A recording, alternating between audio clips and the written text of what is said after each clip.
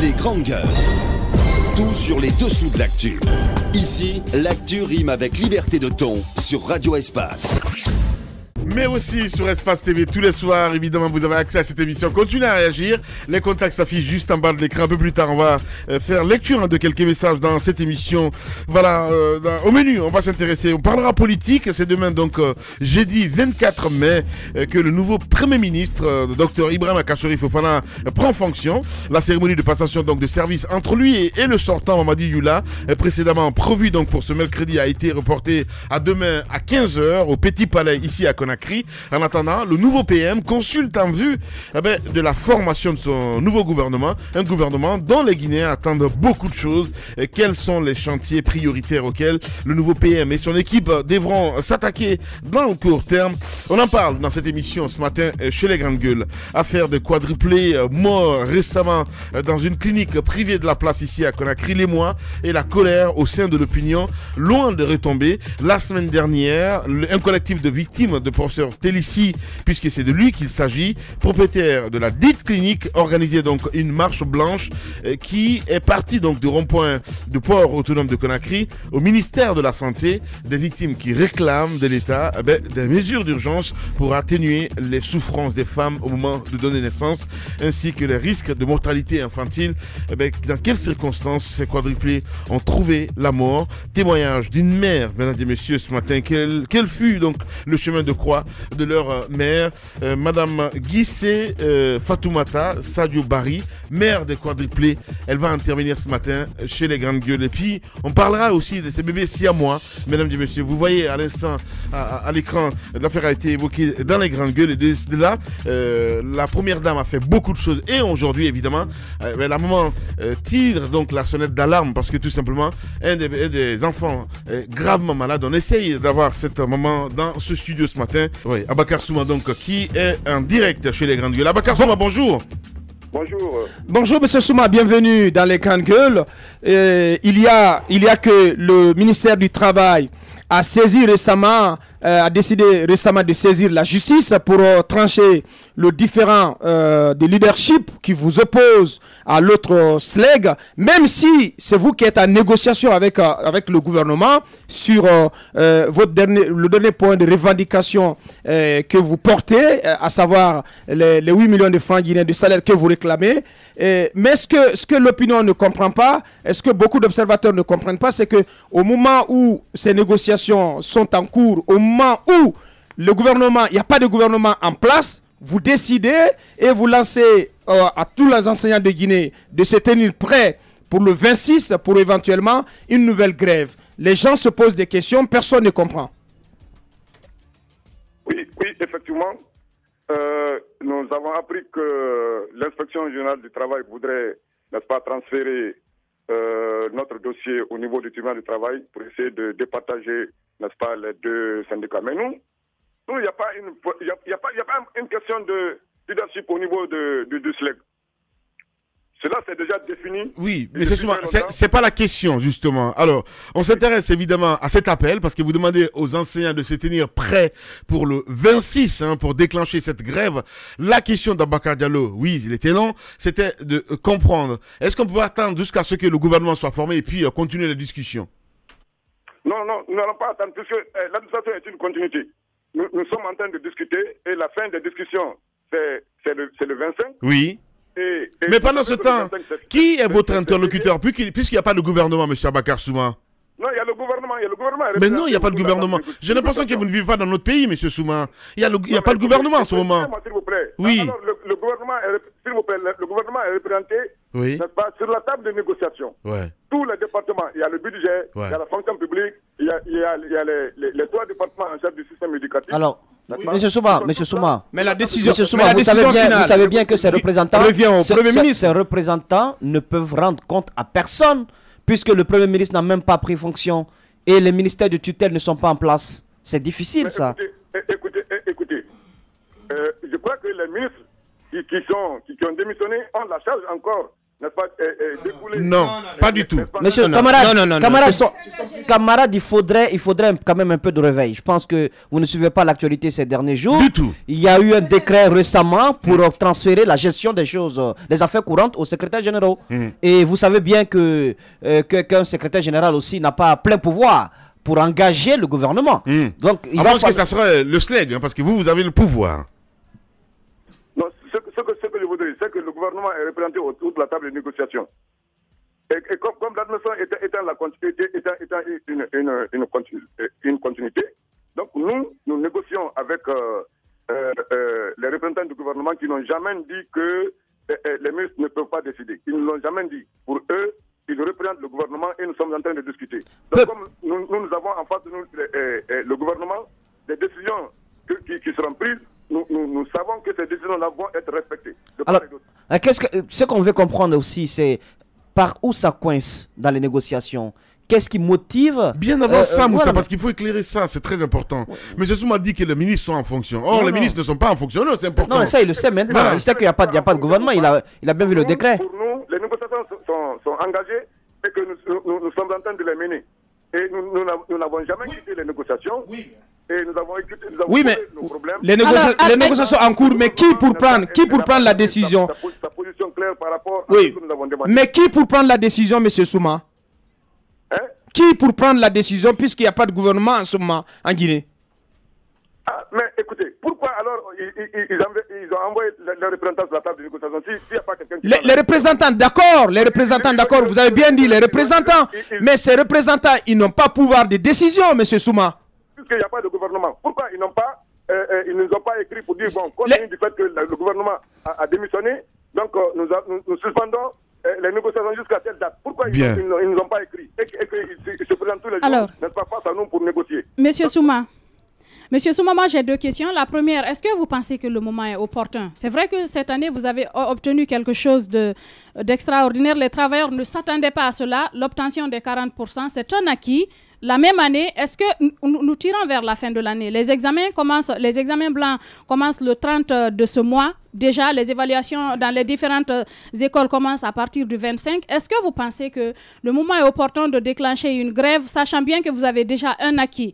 Ça, c'est la première question. L'autre question, est-ce que vous ne pensez pas que vous auriez pu être les premiers à porter plainte, notamment pour l'utilisation du nom SLEG, du sigle SLEG par l'autre camp, le camp de Sisavané, parce que vous vous estimiez déjà légitime à la tête de cette structure?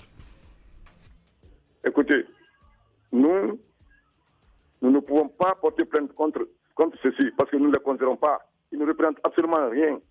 Donc, nous n'avons rien à faire avec eux. Nous avons déjà tenu notre congrès, qui est l'émanation, n'est-ce pas, de l'ensemble des anciens de la République de Guinée. Nous n'avons pas à faire, n'est-ce pas, à un groupe, à insérer un groupuscule qui ne représente absolument rien sur le terrain. Le syndicat, c'est la représentativité. Donc, eux, ce n'est pas notre problème, ça. Compte rendu, ils n'ont qu'à aller à la justice, c'est eux qui savent. Ils iront à la justice, mais nous n'irons pas à la justice. Parce que nous n'avons pas, n'est-ce pas, il n'y a aucun conflit entre eux et nous. Parce que le syndicat, c'est la représentativité. Ils ne représentent absolument rien. Cela ne veut pas dire que les syndicalistes ne sont pas intouchables, M. Souma. Parce qu'à vous entendre ce matin, honnêtement, je ne vous reconnais pas. Quand vous dites qu'il peut partir à la justice, elle est faite pour tout le monde, M. Souma. C'est important. Non, la justice, il y a question de justice lorsqu'il y a contentieux entre l'employeur et l'employé. C'est à ce moment-là qu'il faut transférer les problèmes à la justice. Mais si c'est à l'intérieur... Monsieur Souma, vous pensez, Monsieur Souma... Si c'est au sein d'une même organisation, ce sont les travailleurs qui doivent résoudre ce problème. Je ne sais pas pourquoi l'État, l'inspection générale, n'est-ce pas, s'immisce dans les affaires, n'est-ce pas, syndicales pour déférer un problème qui est au sein d'une organisation au niveau du tribunal de travail. Ce n'est pas leur rôle, ça. Bien. Ce problème-là doit être résolu par les travailleurs et les travailleurs l'ont déjà résolu. Et ces travailleurs, ce sont des Guinéens, M. Souma. Ce n'est pas à la justice de résoudre ce problème-là. Bien. Aboubakar Souma, en direct ce matin chez les GG. Madame Hiro. L'opportunité du déclenchement de la grève, M. Souma. L'opportunité, c'est que nous agissons conformément au protocole d'accord. Le protocole d'accord a défini bien un timing pour les négociations. C'est du 2 au 25. Et pendant ce temps, nous avons commencé les négociations depuis le 4. Les membres du gouvernement sont tous là. Bien. Et nous évoluons tous les jours, nous venons. Si le gouvernement gouvernement n'était pas capable, n'est-ce pas, de prendre des décisions, d'appliquer les décisions qui seront prises là-bas, il nous aurait quand même écrit, n'est-ce pas, nous informant de ne pas venir et de sursoir aux négociations jusqu'à une date. Ne pensez-vous pas, M. Souma, que le moment est mal choisi tout de même pour aller en grève à un moment, à une semaine quand même des examens, à 2 semaines des examens nationaux? Il n'y a pas de mauvais moment pour aller en grève. Et quand nous sommes... Vous ne vous préoccupez pas du sort des enfants de Guinée? La base décide, lorsque nous sommes en négociation et que les négociations n'aboutissent pas, notre seule arme, c'est la grève. Bien. Allez, dernière question. Dernière question, vous savez, il a été dit et soutenu par certains responsables que le dernier mouvement que vous avez enclenché avait aussi pour objectif de renverser le régime Condé. Certains acteurs même de la société civile, notamment le patron de la PQD, est indexé. Et vous êtes le géniteur de cette grève. Qu'est-ce que vous pensez de ces accusations? Est-ce que le but, c'était ou c'est de renverser le régime Condé? Écoutez, moi je ne parle pas de politique. Parce que mes revendications, quand vous voyez les points de revendication contenus, n'est-ce pas, dans la plateforme revendicative, il n'y avait aucun point afférent à la politique. Nous avons demandé, n'est-ce pas, une augmentation, une amélioration des conditions de vie et de travail. Lorsqu'on nous a donné les 40%, est-ce que nous n'avons pas suspendu? On a suspendu directement. Alors que si on avait continué, si on était, n'est-ce pas, camarade, politiciens, on aurait continué, n'est-ce pas, la grève. Mais camarade, on parle de réunions secrètes, de distribution de rôles dans un gouvernement de consensus. Hein? On parle de réunions secrètes que vous auriez tenues avec une distribution de rôles, de postes ministériels pour un gouvernement de transition. Moi, je suis un ancien, je n'ai aucun objectif politique, s'il vous plaît. Moi, je n'ai aucune ambition politique. Mon ambition, c'est la satisfaction, n'est-ce pas, au point de vue qualification de l'enseignement, au point de vue amélioration des conditions de vie des travailleurs. C'est ça. Voilà. Et en même temps, soucier aussi. Si je demande ça, si je demande 1 million et qu'on me donne 1 million, mais quel est mon problème? Si je vais au-delà de ça, on pourra dire en ce moment que je suis politique. Bien, cette toute dernière question pour vous. C'est purement et simplement l'amélioration des conditions de vie des enseignants. La politique, c'est pas mon problème. Bien, cette toute dernière question pour vous, M. Souma. Le président Alpha Condé recevait hier une délégation de l'Organisation internationale de la francophonie dans le cadre de la qualification donc, de l'amélioration du niveau de l'enseignant guinéen. Lui-même, récemment, à l'occasion de la clôture d'une activité au Palais du Peuple, n'a pas été du tout tendre à votre égard et se moquant presque du niveau de l'enseignant guinéen. Et comment est-ce que vous appréhendez ce processus de formation, de qualification du niveau de l'enseignant guinéen en perspective? Nous remercions vraiment très vivement le chef de l'État pour avoir pris cette décision, cette initiative, enfin, n'est-ce pas, de procéder à la surformation des enseignants. Cela se passe dans tous les pays du monde. L'enseignant doit être soumis à une perpétuelle surformation. Cela fait 2 fois seulement en Guinée. Donc si maintenant le président vraiment prend cette décision-là d'envoyer, n'est-ce pas, les experts ou en tout cas en pédagogie pour essayer d'améliorer, n'est-ce pas, la performance des enseignants. Bien. Mais en même temps, le chef de l'État, oui, que vous remerciez, il se moquait de vous, M. Souma. Il dit que vous n'avez pas de niveau, que vous ne parlez pas français, M. Souma. Oui. Et en même temps, le professeur Alpha Condé, mais on l'a vu d'un air presque goguenard, il se moquait de vous, il dit que vous n'avez pas de niveau, vous ne parlez pas français. Qui ça? Le président Alpha Condé. Oui, mais écoutez, si on ne parle pas français, c'est tant mieux, mais nos enfants, nos produits sont en train aujourd'hui de diriger. Bien. Pas partout, à voilà. travers, n'est-ce pas, dans tous les domaines, aujourd'hui en République de Guinée, ce sont nos produits, l'école guinéenne. Aboubacar Souma, dites-moi, on a reçu Baldé, Moussa Moïsila a reçu un certain Baldé du SLEG qui disait que vous n'êtes pas en situation de classe depuis 2002. Faux, vrai, je ne sais pas. Écoutez, moi, Baldé, je ne réponds pas à Baldé. Parce qu'il a juré, il a juré, n'est-ce pas, au nom de Allah. C'est quelqu'un, n'est-ce pas, qui ment comme il respire. Parce que quelqu'un qui ne croit pas en Dieu, quand il parle, je ne l'écoute pas. Lâche quand même. C'est quelqu'un qui ne... Oui, c'est quelqu'un qui ne... C'est quand même un élage, mon camarade. Baldé est un élage. Les grandes gueules. Il ne gêne pas, il ne prie pas. Demandez à tout son entourage si quelqu'un l'a vu prier, si quelqu'un l'a vu gêner. Donc, il peut mentir comme il respire. Ce n'est pas lui qui me gère. Moi, je suis géré par une institution. Oui. Alors, bah oui, cette institution. Monsieur Chouma, est-ce que vous êtes en situation de classe? Alors, lui, il est à l'enseignement technique, moi, je suis à l'enseignement pré-universitaire. C'est à mes responsables, mes autorités de me juger. Ce n'est pas à lui de me juger. Si je ne sais pas... La question... Monsieur Souma, la question n'est pas une question de jugement. La question est de savoir, est-ce que réellement, vous n'êtes pas en situation de classe depuis 2002? J'étais en situation de classe jusqu'en 2006. Où on m'a mis maintenant, compte tenu de mes charges, n'est-ce pas, syndicales, on m'a mis au niveau de la direction. Mais c'est tout. Bien. Camarade. J'étais en situation de classe. Donc, bien. Compte tenu de mes charges syndicales, les autorités m'ont dit que, comme compte tenu de mes charges syndicales, n'est-ce pas, ils ont envoyé un professeur pour lui donner mon emploi du temps. D'accord. Ouais. Aboubakar Souma, en direct. On va parler politique maintenant, monsieur Souma. On vous envoie sur ce terrain.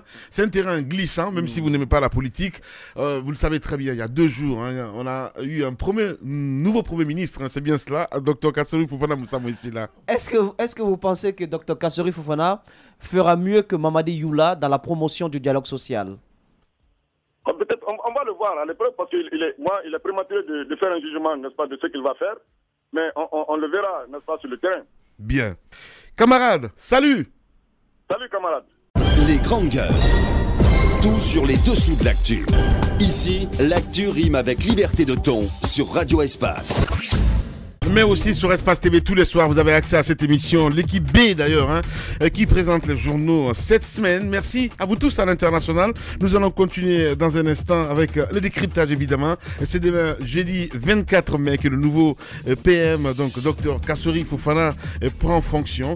La cérémonie de passation de service entre lui et le sortant Mamadi Youla, précédemment donc prévu pour ce mercredi, a été reportée à demain 15h du côté du Petit Palais ici à Conakry. En attendant, le nouveau PM consulte en vue de la formation de son nouveau gouvernement, un gouvernement dont les Guinéens attendent beaucoup de choses. Et quels sont les chantiers prioritaires auxquels le nouveau PM et son équipe devront s'attaquer dans le court terme? On en parle dans cette émission ce matin avec les experts évidemment. Vous restez avec nous avec cet autre sujet, affaire de quadruplé mort récemment donc dans une clinique privée de la place, l'émoi et la colère donc au sein de l'opinion, loin de retomber. La semaine dernière, un collectif de victimes de professeur Télissi, puisque c'est de lui qu'il s'agit, propriétaire donc de la dite clinique, organisait une marche blanche qui est partie donc du rond-point du port autonome de Conakry au ministère de la Santé, des victimes qui réclament de l'État des mesures d'urgence pour atténuer les souffrances des femmes au moment de donner naissance, ainsi que les risques de mortalité infantile. Dans quelles circonstances, mesdames et messieurs, ces quadruplés ont-ils trouvé la mort? Quel fut donc le chemin de croix de leur mère, Madame Guissé, mère de Croix-Diplé, et Madame Fatoumata Sadio Bari, mère des bébés siamois, en studio. On va la voir. Et puis, le ministre sortant de l'industrie, M. Boubacar Bigop Bari, et le colonel Moussa Keboro Kamara, responsable des services donc spéciaux chargés de la lutte contre la drogue et le crime organisé, poursuivis pour abus d'autorité. C'est suite donc à une plainte des responsables de l'usine de noix de cajou donc implantée dans la zone de Kabylie, fermée il y a plus d'un mois, sur ordre des deux mises en cause que leur reproche-t-on au juste. On essaie de comprendre ce matin avec leur avocat, M. Modibo Kamara, donc avocat de la société qui va intervenir ce matin chez les GG. Avant de continuer le débat, on va essayer de faire lecture de quelques messages des auditeurs sur Twitter. Mahmoud Kondé, oui, une fois n'est pas de coutume, on va y aller avec quelques tweets des auditeurs. On a Adama de Myriam qui nous écrit ce matin, hashtag Espace GG. Après, il nous parle du niveau des élèves guinéens. Ils oublient leurs responsabilités avérées. Eh bien, ils oublient leur manque de patriotisme face à certaines crises sociopolitiques. C'est révoltant. Ma gueule. C'est Adama de Myriam donc qui nous écrit ce matin. On reste dans le sillage avec toujours ces auditeurs. On a Crismo Diallo qui réagit sur Twitter. Bonjour les GG, bonjour Aboubakar Diallo. Avec tout le respect que j'ai pour les enseignants, pensez au devenir de nos enfants. Je dis non à la grève, camarades. On reste avec Sultan de Conakry qui réécrit. Quand c'est le professeur, le président Alpha Condé qui se moque des enseignants qui ne savent pas parler français et que tu l'écoutes lui parler français, franchement je me pose certaines questions. Docteur en droit à la Sorbonne qui parle comme ça, je crois qu'il est le seul. Hein, c'est Sultan de Adama, Sultan de Conakry qui réagit ce matin. Je ne comprends pas l'acharnement de Aboubacar Diallo sur la personne d'Aboubacar Souma. Ben voilà, qu'est-ce que c'est que cette histoire? Tu te calmes un petit peu, Sultan de Mariam. C'est comme ça. Allez, on a Alpha Omar Lee aussi qui nous écrit sur Twitter. Essayons d'accompagner le gouvernement et le président sans toute forme de divergences pour développer ce pays. Ce n'est que pour un test de cette deuxième année. On verra ce que le pays découlera, tous unis pour le développement du pays. Je comprends pas.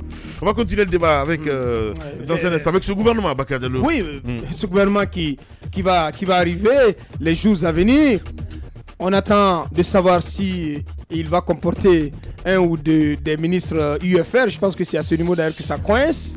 On attend de savoir si Dr Ousmane Kaba va faire son entrée. Si. Donc il y a beaucoup de si. Donc je crois que les derniers réglages sont en cours, oui, parce que l'UFR, ça compte. Est-ce que c'est le moment de rompre? Mais est-ce que l'UFR va faire partie du gouvernement? Non, je pose la question. Je pose la question. J'ai dit, en attendant de savoir s'il y aura un ou des représentants de l'UFR dans le gouvernement, ou de savoir si le seul représentant de l'UFR dans l'équipe sortante va donc dégager. Donc ce qui va sonner le glas de la rupture du partenariat entre l'UFR et en tout cas le patron de l'UFR et le chef de l'État. Donc c'est en fait la mise en place de ce gouvernement qui va clarifier tout cela. Voilà, je sais que... En fait, c'est comme s'il attendait au rond-point, quoi. Ouais, pourquoi pas? Pourquoi pas? Donc c'est le moment aussi. C'est maintenant ou jamais qu'il faut peut-être mettre en avant toutes ces cartes. Pourquoi pas? Donc tout est possible. C'est vrai mais en attendant tout cela, je pense que Dr Kassouri et son équipe, ils vont hériter d'une situation qui n'est pas quand même assez facile. Même si lui, il a dit hier, ce que je n'ai pas compris, il a dit que son gouvernement va s'atteler à partager la prospérité. Moi, je ne sais pas de quelle prospérité, je sais pas de quelle prospérité il parle. Il allait à dire que l'action de la gouvernance Alpha Condé a permis d'atteindre donc de la croissance, etc. Bon, je sais pas. Il parle de don de soi aussi. Je pense, j'ai rien compris. Je pense que ce que j'aimerais dire au nouveau premier ministre, c'est le religieux mélangé au politique. C'est Illuminati.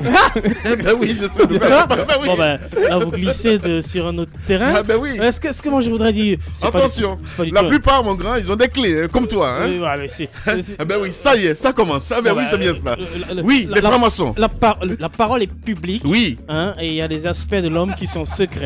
Ce que je voudrais dire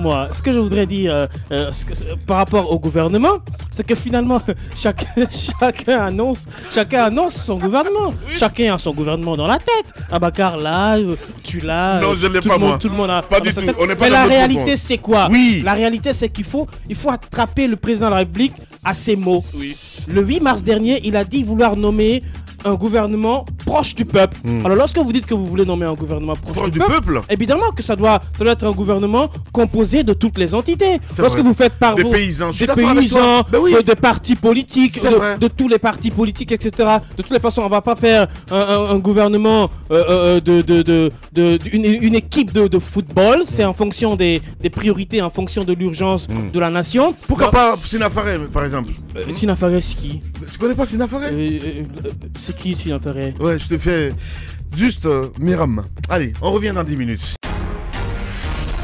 Véritable success story de la radio Espace Guinée, les grandes gueules, détentrices des meilleurs scores radio en Guinée, de la meilleure émission talk show, a donné le créneau horaire du départ au bureau et du retour à la maison, récoltant depuis des années consécutives le titre d'émission la plus écoutée en Guinée, toutes catégories confondues.